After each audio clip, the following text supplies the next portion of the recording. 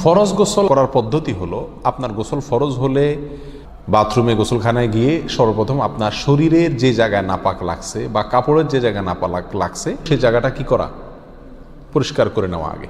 যদি আপনার জায়গাটা চিহ্নিত থাকে যে এই জায়গাটা নাপাক লাগছে, ওই জায়গাটা ধুয়ে ফেলান। এরপরে নামাজের জন্য যেভাবে আমি অজু করছি সেভাবে অজু করা। এরপরে অজু করা, হাতের কবজি ধোয়া, এরপরে কুলি করা, নাকে পানি দেওয়া, মুখ ধোয়া, হাতের কোণে পর্যন্ত ধোয়া, মাথা মাসা করা, এরকম অজু করা। অজু করার পরে এবার আপনি গোসল করেন। সেটা শাওয়ার দিয়ে আপনি মাথার উপরে পানি ঢেলে হোক আর আপনার মগ দিয়া হোক, যেভাবে হোক আপনি গোসল করেন।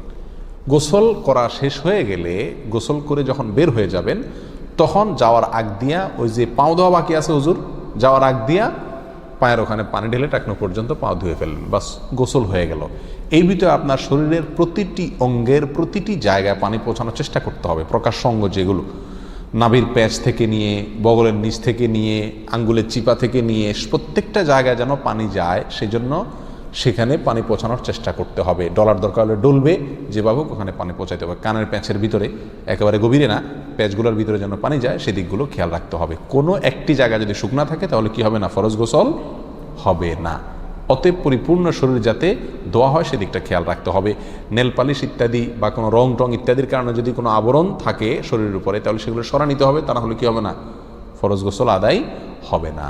কথা, প্রথমে শরীর এবং কাপড় থেকে নাপাকগুলো ধুয়ে নেব, এরপরে অজু করব পূর্ণাঙ্গভাবে, পাও ধোয়া বাদে, এরপরে গোসল করব। আর বের হওয়ার সময় দোনো পাও টাকনো পর্যন্ত ধুয়ে তারপর বের হয়ে যাব। এই গোসলের সাথে আমার অজু হয়ে গেল। এই গোসলের পরে আর কি করার দরকার নাই, অজু করার দরকার নাই। অনেকে গোসলের পরে অজু করেন, এটা কোনো প্রয়োজন নাই। তবে কেউ যদি গোসল করা অবস্থায় তার পেশাব চলে আসে, অনেকে আছে পানির স্পর্শ লাগলে পেশাব বেশি আসে, তো গোসল করা অবস্থায় যদি তিনি পেশাব করে দেন বা অজুভঙ্গের কোনো কারণ তার ভিতরে আসে, তার বায়ু ছাড়লেন, তাহলে তো সেক্ষেত্রে অজু যেটা শুরুতে করছিল ওইটুকু তো আর নাই।